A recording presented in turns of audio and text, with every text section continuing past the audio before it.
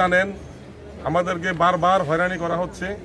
একবার আমাদেরকে বলা হইলো যে আমরা টিনের সিমনি বাদ দিয়া আমরা লম্বা সিমনি করেন। আমরা বলার করলাম, তখন আমাদের একজনের 1-2 কোটি খরচ করলাম। খরচ করার পরে আবার সরকার পরিবর্তন করলো যে আমরা বিদেশ থেকে আমরা যাচাই করে দেখছি হাওয়া বাটটা একটা আছে, জিগজাগ বাটা যদি আপনারা করেন, জিগজাগ বাটা করার পরে কোনো পরিবেশ দূষণ হবে না। আমরা সরকারের কথা অনুযায়ী আমরা আবার 5 কোটি টাকা খরচ করে জিগজাগ বাটা করার পরে হঠাৎ করে সরকার আবার নতুন করে আইন করলো যে সরকারি পথে স্কুল কলেজ থাকলে তার থেকে 1 কিলোমিটার দূরে ব্রিকফিল করতে হবে। এই কথা বইলা এই আইন প্রচার করার পরে আমাদেরকে অবৈধ ঘোষণা করলো।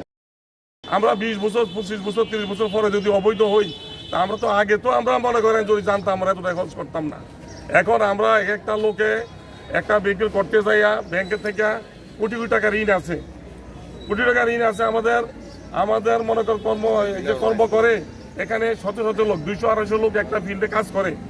আজকে এখন হাইকোর্ট আমাদের বিপক্ষে রায় দিয়েছে আমরা অবৈধ বইলা। আমরা যদি এখন ফিল্ড বন্ধ করি, আমাদের এই লোকগুলা কোথায় যাবে? এই লোকগুলা আমাদের এখানে কাজ করে তারা জীবিকা নির্বাহ করে।